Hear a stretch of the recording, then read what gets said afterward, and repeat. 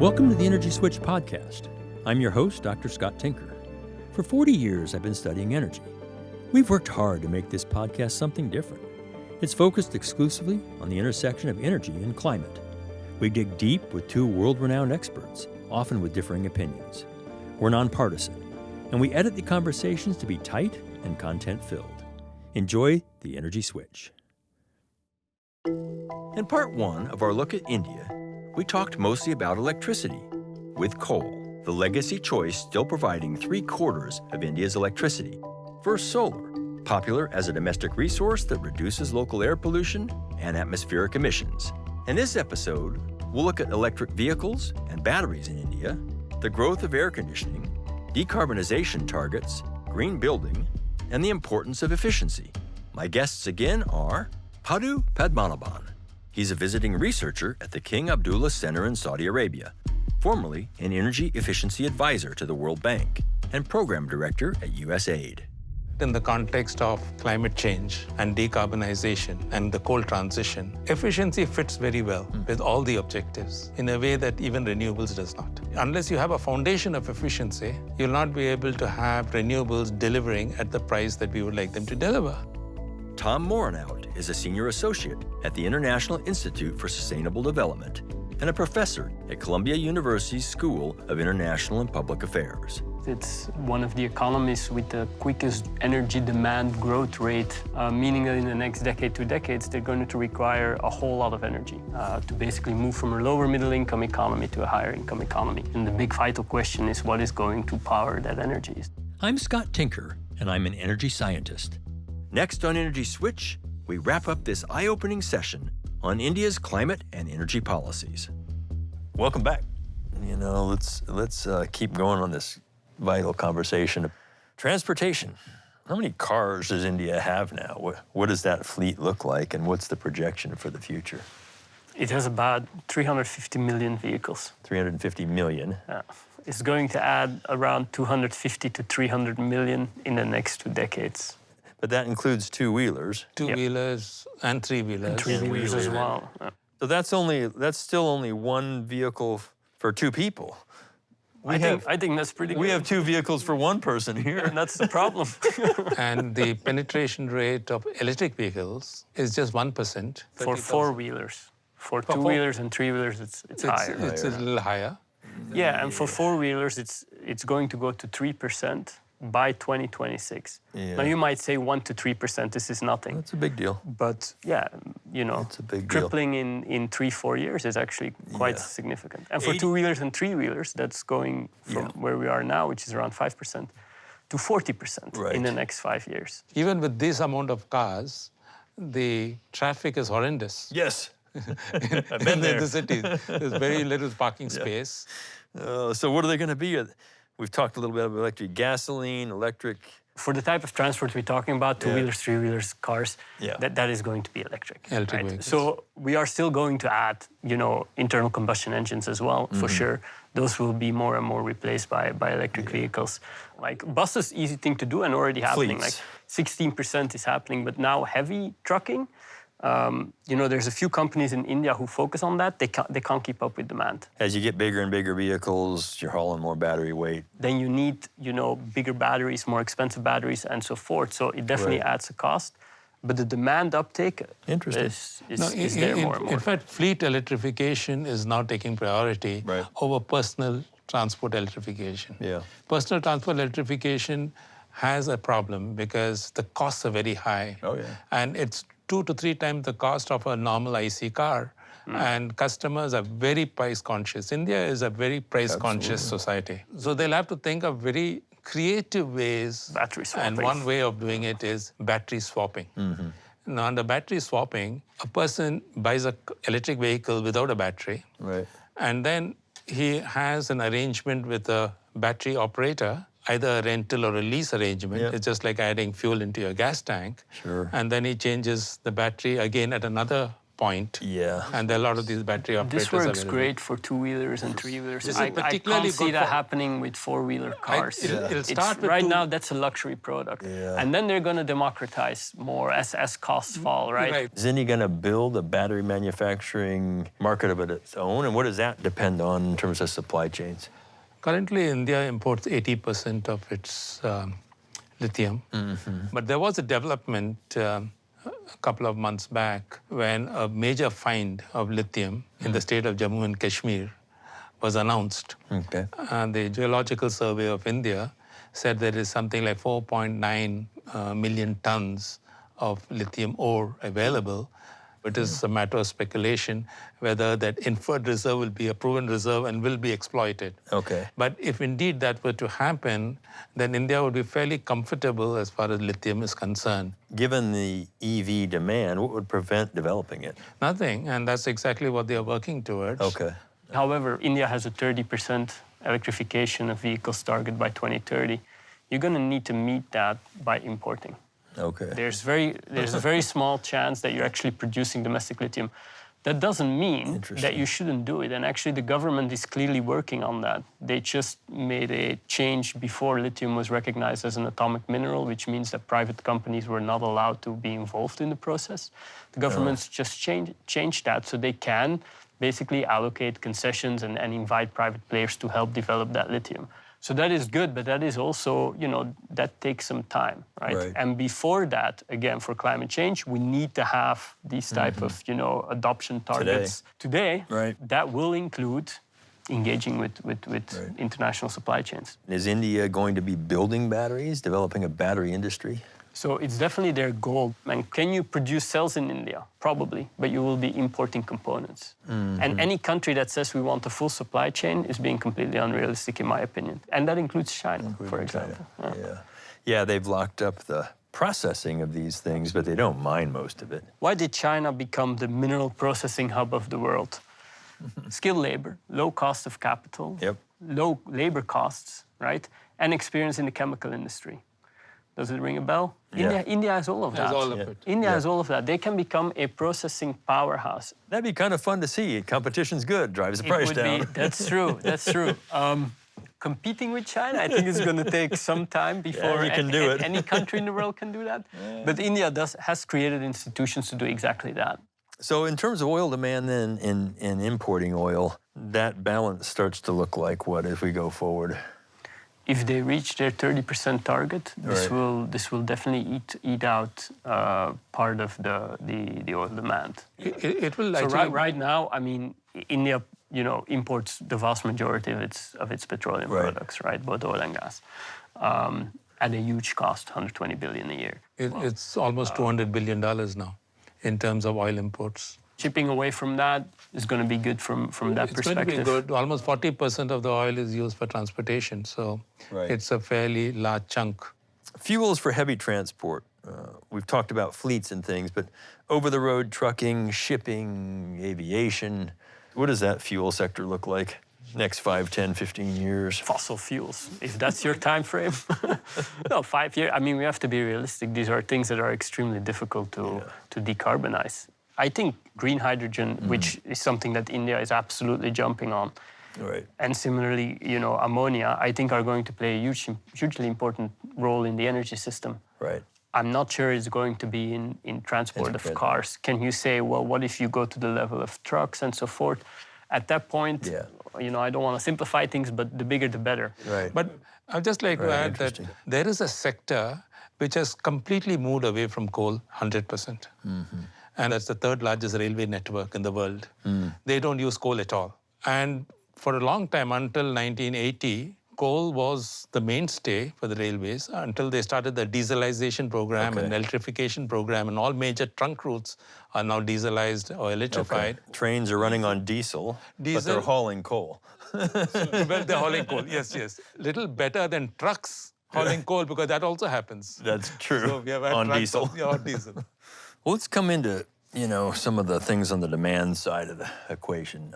Padu, I know you've looked at energy efficiency and conservation, other things. Where is it today in India, and then how do you see it going in the future? in the context of climate change and decarbonization and the coal transition, efficiency fits very well with all the objectives in a way that even renewables does not. And unless you have a foundation of efficiency, you'll not be able to have renewables delivering at the price that we would like them to deliver. Right. So look at efficiency as a bridge. Assuming you have a solar home system and you're using the power to run electric lamps, and your electric lamps are all incandescent. If you were to have LEDs, for instance, then the size of your solar panels will shrink and reduce, and you have to invest less. So it is not so much the supply side efficiency, but more importantly is the end use efficiency. Gotcha. Sure. What are some of the incentives or disincentives for efficiency that exist? One of the incentives, at least for Indian industry, is the high tariff that they have to pay. Indian industry pays much higher tariff than any other sector. So essentially, they have to be efficient. Another incentive is some of the government programs, which I think have now moved at scale. The big opportunity which is being discussed is ceiling fans. Not many people know that Indian homes have more ceiling fans than they have mattresses. And it's very affordable. few have air conditioning. Very few have air conditioners. Okay. 8% only have air conditioners. So a lot of fans. So efficiently, ceiling fans is now going to be aggregating the market, bringing down the costs, improving the quality. Nice. But India's air conditioning market is the fastest growing market in the world. It's growing at about 15% every year. The thing about air conditioning is that it'll take a while before India reaches anywhere close to the United States, and probably that may never happen. Okay. But the important point here is the load that the air conditioners would have on the electrical system. The electrical load demand, the peak load demand, by 2030 would be 140 gigawatts if air conditioners were to multiply at the rate at which they're multiplying. It's an insane amount. Yeah. Now, assuming you go in for a rather dramatic, scaled-up efficiency program, you can reduce peak load demand by about 30 to 40 gigawatts. 25%. Is 20-25%. Yeah. Can I ask him a question? No, instead of you? absolutely. All right. Of course, you so guys one thing chat away. that was mentioned as well, which I found very cool, is this program where the government says they're going to try to incentivize having a lifestyle which is more moderate. And I'm curious, does that live among the population, the idea we need to be more moderate? Internally in India has got a lot of support. The idea here is having your same standard of living, but doing with less. The question is, can India have something like the world average and have a standard of living much higher than the rest of the developing world? Kind of brings us, in many ways, this whole dialogue into looking forward a bit at climate. How concerned is India about this, about warming? If the question is the Indian government serious about climate change, I think the answer is quite frankly 100%. Yeah. Because climate change is already happening in India. I'm not saying global warming specifically, I'm saying climate change, because we're talking about floods, we're talking about heavy rainfalls, extreme weather events, droughts, the heat wave that we saw last year, which cost many lives. Like, all of that is already happening. Right. It's now estimated about 75% of people in India live in areas that can be seriously affecting their well-being, either through a direct climate effect or through the economic sector that they're working in, for example, agriculture, right? And in addition, it is impacting government significantly because it's costing a lot of money. 0.5% of GDP just on floodings. You know what that is? It's huge. That's a big number. So we talked about AC earlier, air conditioning, but let's put it in this context. I mean, talk about that. I mean, that's the difficult balance. Yes, they will be installing more air conditioning, and to a certain extent, that's a very good thing. Because you're going to have less loss of life. As simple as that. But that is, how to power that is a very big question, and that brings you into a complete energy system analysis that you need to do. And efficiency helps in that way too. You can use less to do more. You can use less to survive. We don't need an AC in 4 rooms, right? But this is what it comes down to, A number of startups are beginning to work on efficient air conditioning systems. In fact, there are about 80 startups in India who are working on this. And there's a fair amount of accent given on architectural practices natural cooling, natural ventilation. Right. I mean, we tend to use colors for lots of things. We're describing things, and buildings is one. Green buildings. I mean, what is that? What's a green building compared to an old building? And how is that part of this efficiency dialogue? A green building is a building which saves on natural resources, water and energy. It involves renewables, it involves energy efficient equipment, it involves efficient operations, and materials which are less energy intensive, which have less embodied energy. Sum total of several measures seen from a holistic sense and begins right from the point of design. Right. India is the second largest after the United States on green buildings and is slated to overtake the US in terms of green buildings by 2030. Almost 70% of the buildings in the year 2035 are yet to be built. 70% of the buildings are yet to be built. That's a great opportunity. That's a great opportunity right there. It sounds like efficiency is cultural in India to me. I mean, it sounds like it's part of the government's understanding and strategy. Absolutely. You know, the efficiency movement began way before many of the developing countries had used efficiency. Right. And at that time, homes were not considered to be targets of opportunity, and people did not look at it. They looked at industry. Right. Utilities came in later, and they are now got into the Act of Demand Response Programs and so on. The agricultural sector is also another sector where there are huge efficiency opportunities because the agricultural sector accounts for almost 25 to 30% of electrical demand. It's holistic. It's just everything kind of relates Everything eventually. comes together. And great opportunities, I think, in this area for India to lead in many ways, export, market perhaps, and help. You know, we hope that they are going to deliver a blueprint for other lower income economies to move to middle income and higher income. You bet, you bet. And efficiency there is always underestimated. Today, energy efficiency doesn't get the attention it deserves. For efficiency to move center stage and to really now start taking a position, it has to be considered as an energy resource, no different than oil and coal. Yeah. What are some specific CO2 emissions targets? Prime Minister Modi came out with what India would do in order to address climate change. And one was to raise the level of renewable energy capacity to 500 gigawatts. Number two is to reduce energy intensity by 45%. The third is to reduce carbon emissions by 1 billion tons between 2021 to 2030. And the fourth is to have a penetration rate of 30% of electric vehicles. And the fifth commitment was that India will be net zero by 2070. I mean, serious about climate, serious about decarbonization. It's phenomenal. We've talked about the rapid energy demand growth, and it is coming. There's no doubt about it. How do you rectify that? I mean, it's always painted as this tension, this either-or kind of thing, climate or economic growth, you know. Can it be both? You can have both. I think you can have both, but you can only have both when India is a real supply chain participant there, when they manufacture part of that at home, when this is delivering economic opportunity for them as well. Then can we have both of that next year? No. So you need to be realistic about the time frames. Okay. But the big picture, I think, is important because what India does in the next 8 to 10 years by 2030, maybe a few years beyond that, is extremely important to set the trajectory. And what can be done in the short to medium terms to get the trajectory right has to be technologies which are already scalable. Sure. Renewables up to a point, but efficiency right through, because Indian industry is energy intensive in some sense and can move over to less energy intensive sectors. Gotcha.